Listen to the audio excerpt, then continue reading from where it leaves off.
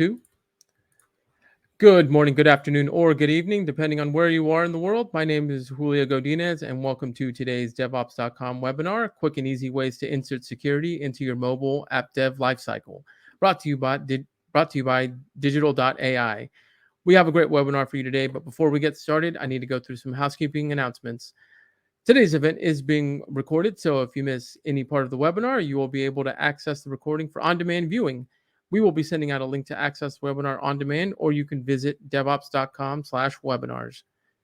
We want to hear from you, so please feel free to send in your questions at any time throughout the program by using the Q&A tab. We also encourage discussion by using the chat tab, so let us know your thoughts or just say a quick hello. Finally, stick around until the end because we are doing a drawing for 4 $25 Amazon gift cards. So stay tuned to see if you're a winner. And finally, joining me today is Matt Palaggi, Product Owner, Essential App Protection, Digital.ai, and Daniel Shagru, Senior Product Marketing Manager, also at Digital.ai. And with that, I'm going to put myself on mute, turn off my camera, and let you begin. Hi, everyone in the DevOps community. Thanks for taking the time to join today's webinar, where we'll discuss quick and easy ways to insert security into your mobile app development lifecycle. So, a little bit about me. My name is Matt Palaggi, and I'm the product owner for Essential App Protection, operating in the security business unit at Digital.ai. Before transitioning to product management, I spent many years working in support, and I try to bring a customer-focused mindset to the products that I create.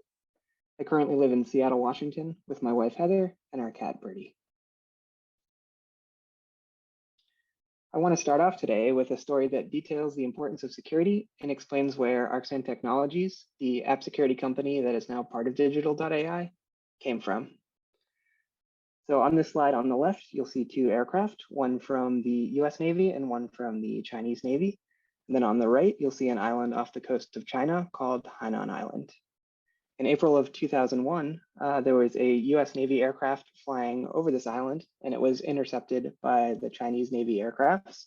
There was unfortunately a collision, and one of the pilots of one of the Chinese aircrafts was killed, and the US aircraft had to make an emergency landing on Hainan Island. So after the team landed, they had less than 30 minutes to destroy all of their sensitive data. They carried out their emergency plan, which included destroying sensitive items like electronic equipment related to intelligence gathering, documents, and data.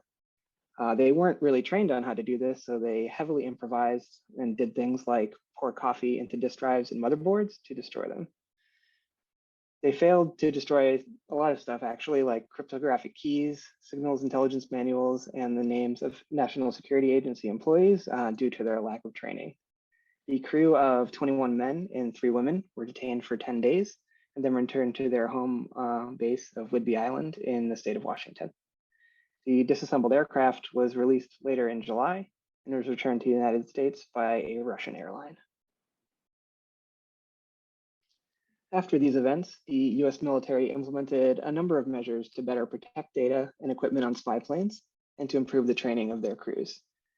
And as a result of these new measures, Arxan Technologies, now part of Digital.ai, was created as a master's thesis at Purdue University. The original product that was created is still in use, as what we now refer to as Digital.ai Application Protection for Desktop. So while this story discusses the need for military-grade security, it's important to understand that attacks can happen at all levels. Just because your applications don't hold government secrets doesn't mean that they shouldn't be protected. This is evident from the fact that the technology created by Arxan is used currently by many top 10 financial institutions and gaming companies. So in that vein, I want to talk to you about a way to quickly and easily implement some of the protections that Digital.ai offers. And here is a brief look at our agenda for the day. We'll go over an inflection point in the threat landscape that's happening currently, an inflection point in the pace of digital transformation, traditional security approaches and what they offer, the Digital.ai approach to app protection and what it offers. I'll give a demonstration of a product called Essential App Protection, and we'll talk about why Digital.ai app protection is better. And lastly, we'll talk about how to implement security as part of your DevOps efforts. So the threat landscape is always changing. There are new threats created all the time, and we need to keep evolving in order to effectively combat them. So the 3 points to note on this slide are monetization, industrialization, and nationalization. So what do these mean? For monetization, it's much easier for hackers to get paid for their work these days, and payment often comes from cryptocurrencies rather than in traditional methods. Some examples of this sort of thing are WannaCry and LockerGoga. They're some of the more famous examples of ransomware attacks. For industrialization, tools are much easier to acquire these days. There are hacker groups you can join, and you can even pay for attacks to be carried out on your behalf. Some examples of this are DDoS for Hire and MageCart. DDoS is a distributed denial of service attack. That's basically when someone sends so many requests to a service that the service is brought down and no longer functional. And you can actually pay companies to do this for you. And MageCart is software used to inject malicious code into websites to acquire sensitive information. For nationalization, basically bigger budgets allow for bigger attacks. Attackers are no longer restricted by their budget, and as they have been previously, and now have government level budgets to perform these attacks. Some examples of this are the Colonial Pipeline and Stuxnet. The Colonial Pipeline was a ransomware attack that was widely believed to have been carried out by a nation state or criminal group funded by one. And Stuxnet was one of the first widely believed to be nation state sponsored attacks that ended up severely crippling Iran's nuclear program. Now, briefly speaking to how COVID-19 has pushed companies over the technology tipping point, the pandemic has definitely accelerated the pace of digital transformation across every industry. There's more communication now through digital channels like Slack and email, and everything's going mobile, because that's where we spend most of our time. There really is an app for everything now, and these apps need to be protected.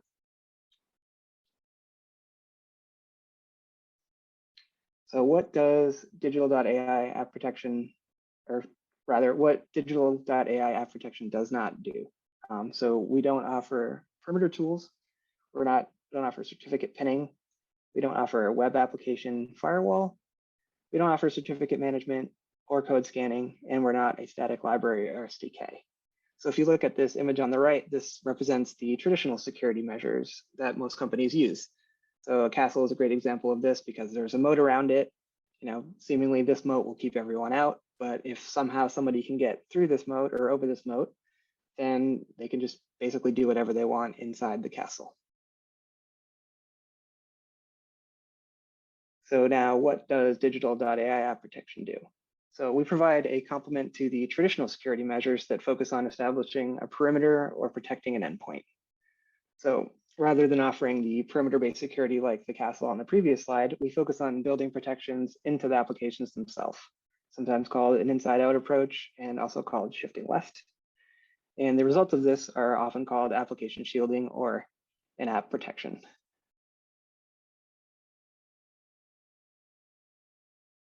So what can legacy security approaches do and what can't they do? So security is a cat and mouse game that's always evolving. Continued evolution of defense techniques is required here.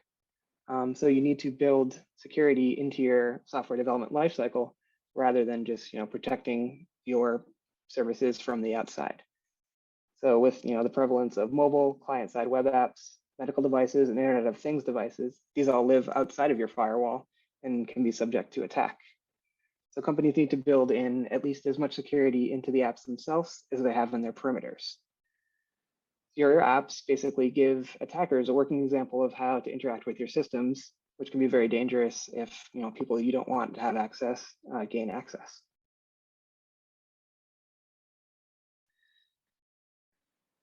So as the industry evolves, types of attacks also evolve, and we're constantly learning and adapting to improve our products. So on the left here are common types of attacks. I won't go through all of them, but it's a pretty comprehensive list. And as a company, Arxan and now Digital.ai has a long history of preventing many customers across many different industries, ranging from gaming and medical devices, from having their data stolen.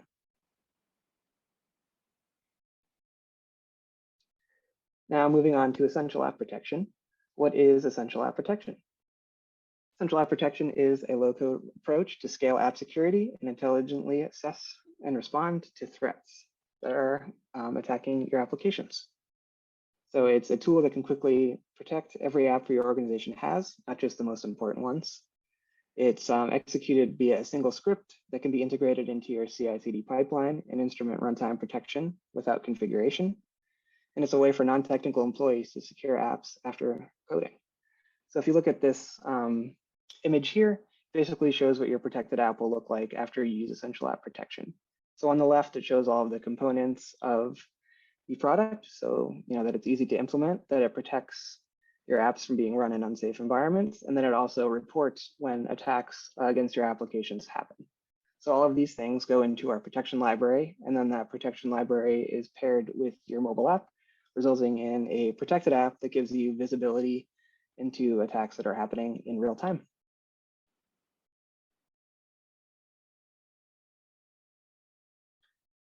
So why do you want to protect your applications? So imagine that a threat actor obtained one of your apps, and that app included a map of your network, including topology, location, critical IP, and more. And now imagine that there was no way to tell if the map was in the hands of a threat actor. So this exact scenario is what happens when thousands of applications are released into the wild without protection. So you basically want to make sure that the wrong people aren't gaining access to your backend servers, your sensitive data.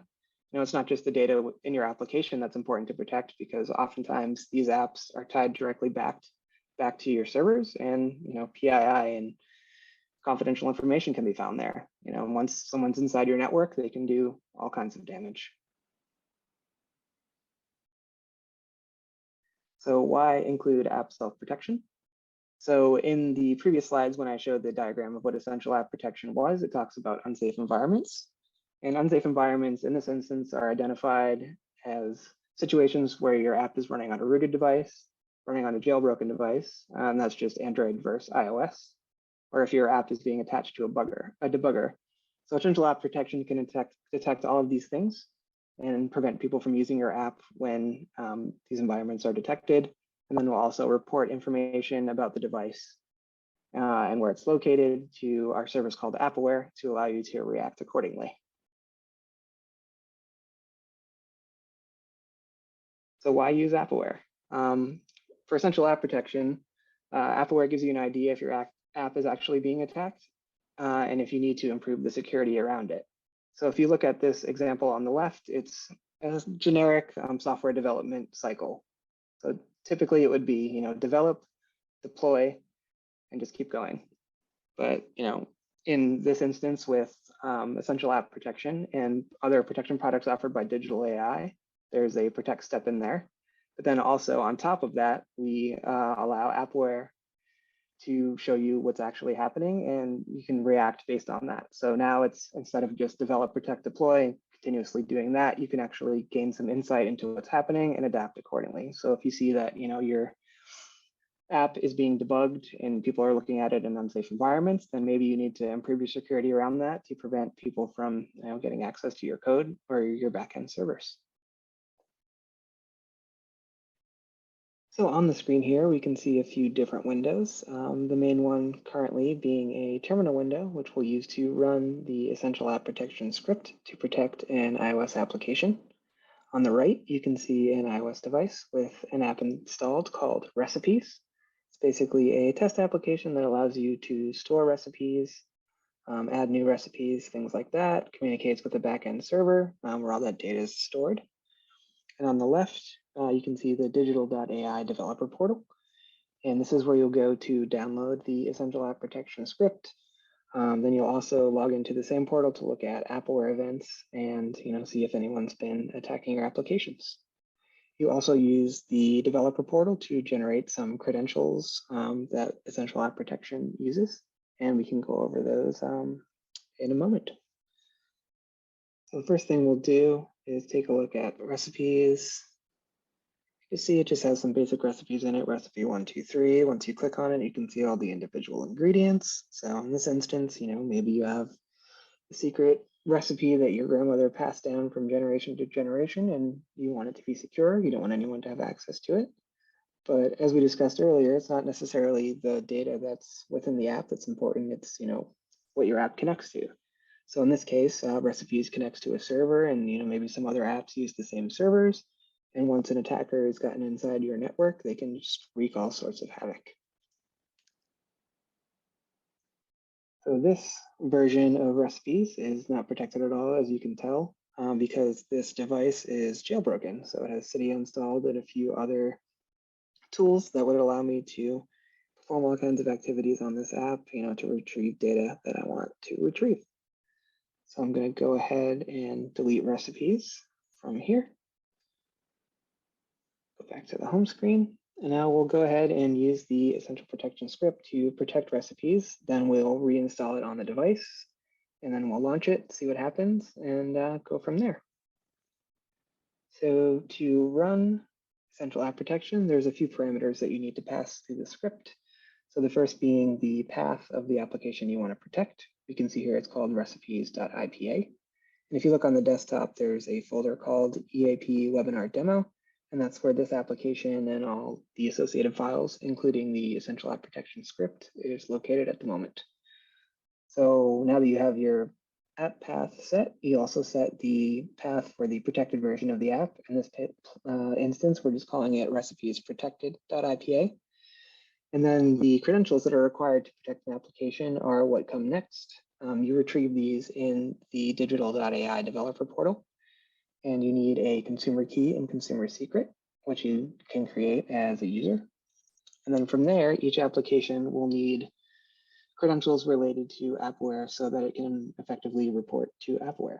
So you can see here that there is an AppWare application token, and there's an AppWare endpoint. And these should be unique for your individual applications. So say you have one iOS app and one Android app, they would each have their own set of AppWare credentials. And then when tamper events happen, they'll be reported to those instances of AppWare. So we will go ahead and kick off this script and see what happens.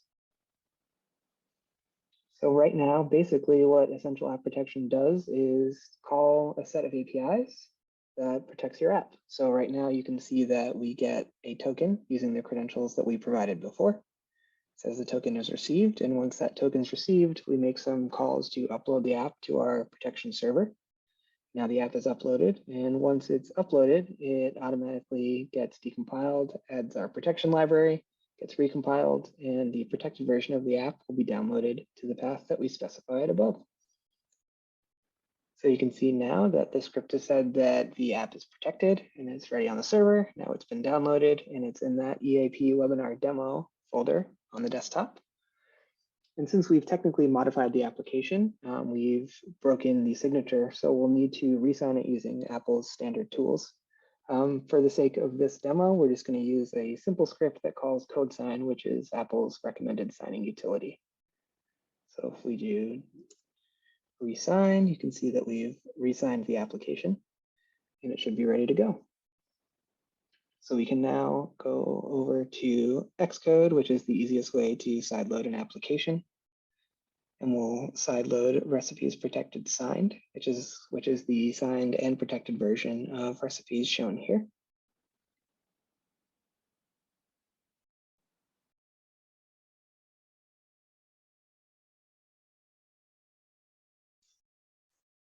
So now if we go back over to the device, we can see that recipes is installed. You just need to trust the certificate. This isn't something that you would have to worry about when you're distributing your apps publicly. It's just an enterprise requirement. So you can see now that we have recipes installed again. And now since this device is jailbroken and this application is protected, we'll try to launch it and see what happens.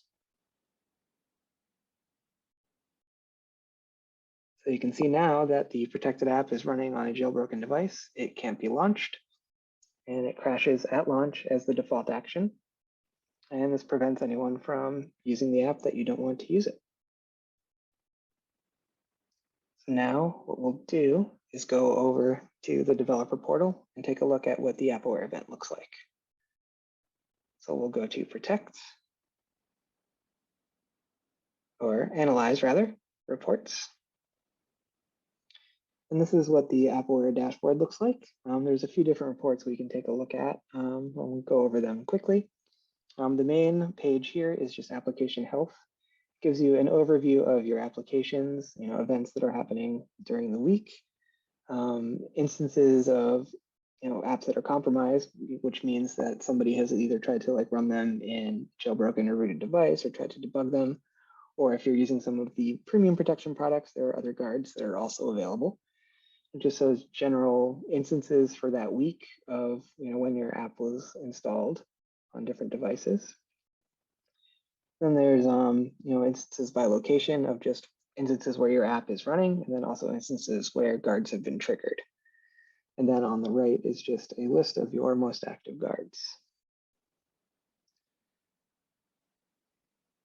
The threat log will just show events that are considered threatening, more so than just standard instances where some of the other products have the ability to just report if an app is launched on a device. It's not necessarily being attacked, but it's just sort of a heartbeat to let you know that the app's being used. But for essential app protection, we only report when an app's being attacked. So a threat would go here to this log, and it would be shown underneath the appropriate category. Like, for example, there's integrity, instrumentation, and unsafe environment. So for essential app protection, we'd be looking for unsafe environment threats. The alert log is similar to the threat log, but it just shows alerts of anytime your app has reported anything to AppleWare. And you can look at each individual installed instance of your application. That's what a UAI is. It's an individual instance of your app that's been installed on a device. And then on the left is just the specific application associated with that UAI. So for example, if we had recipes and 3 different people installed it on different devices, there would be different UAIs for each. And UAIs over time are just unique app instances over time. So basically, when your app was installed on different devices, you can see how many unique app instances were created on which given day in the last month. Guard activity is just guards broken down by type that we're reporting to AppleWare. So since we're looking at essential app protection, a lot of these more robust guards aren't included here. You need to have a premium protection product to see them. But if we go down a little bit further, you can see things like unsafe environment. So root detection, jailbreak detection are shown here. And events over time is similar, but it's just showing all events. So if we go down here to jailbreak detection and root detection, you can see over time when these events were sent to AppleWare. And lastly, the event table, which we're going to look at to see when the event from recipes was sent, is just a raw representation of everything that was sent to AppleWare for any given app. So we'll go down to recipes demo for iOS, and we'll let it load up, and then we'll take a look.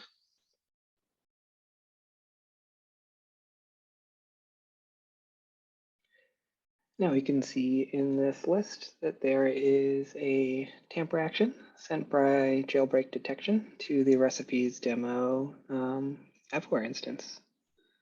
So if we click on it, we can see some basic information about the device, like operating system, IP address, location, things like that.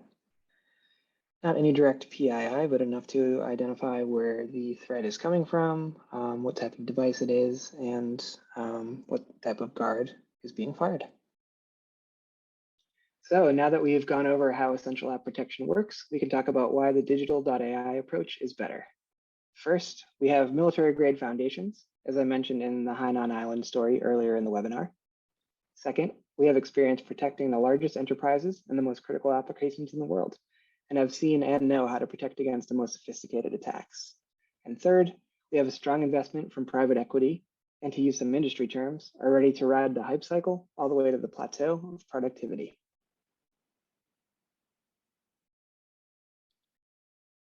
And now, in conclusion, we can talk about the Digital.ai platform as a whole. Because when you sign up as a customer of one of our application protection products, you're becoming part of the entire value stream platform that we're trying to create. So if you look at this diagram, you can see selected Digital.ai application protection, which we've talked about. So in addition to essential app protection, we offer a range of protections from the basic, like EAP, to much more sophisticated and customizable across a wide range of platforms and development languages. So as I mentioned before, Digital.ai application protection used to be Arxan, but there are some other companies that make up Digital.ai as well. And we can start from the left and move our way across. So their Digital.ai Agility is formerly a company called Version 1, and it's an agile planning tool. And from there, we have Release and Deploy, which was formerly called ZBO Labs XL Release and Deploy, and it's a release orchestration and deployment tool.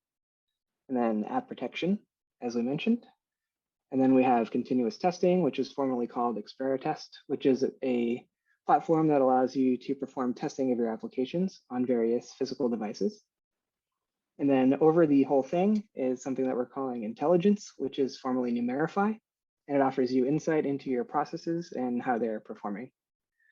So with the evolving nature of app development, Digital.ai is in a unique place to understand this, with many companies that use all of these tools, and push us to advance to offer them more.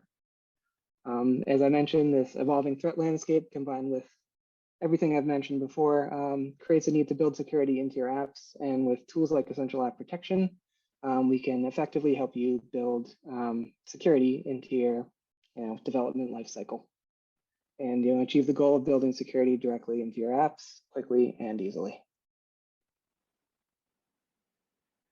So I just want to thank you all for your time today. And if you have any questions about what we discussed, feel free to email me at matt.palagi@digital.ai. Thanks. Excellent.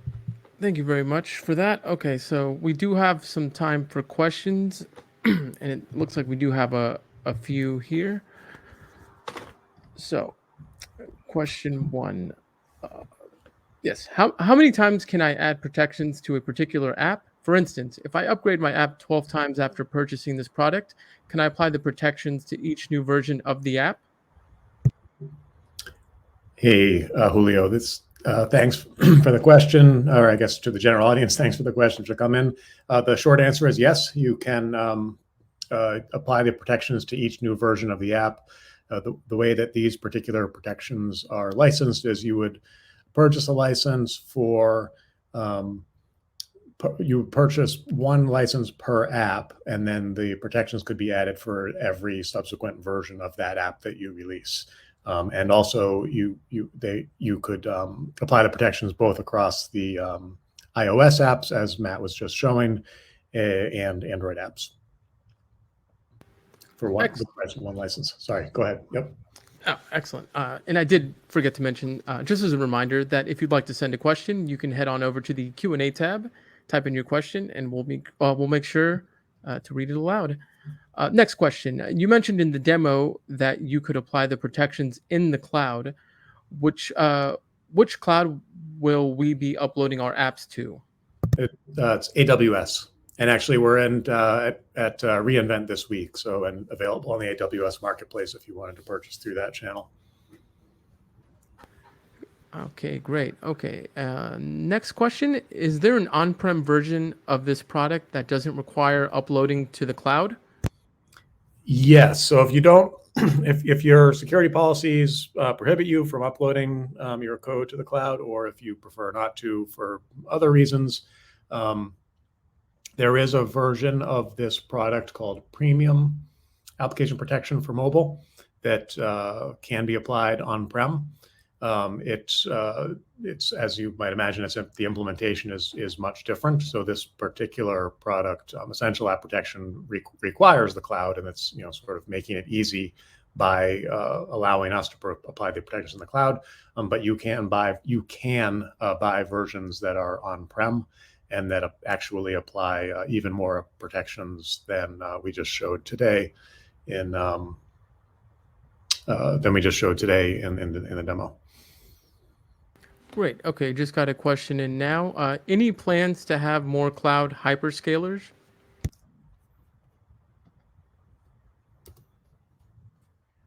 Might have to defer to Matt. This is Dan, by the way, and I might have to defer to Matt if he has an answer to that one. Otherwise, I'm not sure. We may have to answer that one offline. Currently right now we have it built in to just be able to scale accordingly. So, there shouldn't be any instances where you're applying protections and it doesn't complete or, gets added to a queue because we're accounting for traffic. If that was the question was asking. Okay. Yeah, it didn't really elaborate much more than that. So we still have time for questions if anybody has any. I do want to remind everybody that today's webinar has been recorded. So if you missed any or all of the webinar, you will be able to watch it again. We will be sending an email with a link to access the webinar on demand, or you can find it on devops.com. Just look in the on-demand sections in the webinars page, and it should be there. Okay. So if you were, okay. Excellent. Okay. Still not seeing any questions. In the meantime, I did mention at the beginning that we were doing a drawing for $25 Amazon gift cards. So for now, I'll read out the winners. Our first winner is Diego G. Congratulations, Diego. Our second winner is Rommel R. Congratulations. Our third winner is Michelle R.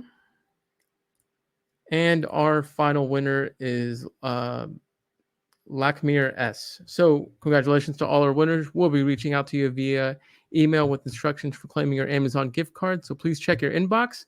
And if you don't see it there, check your spam folder. All right. So I'm not seeing any more questions.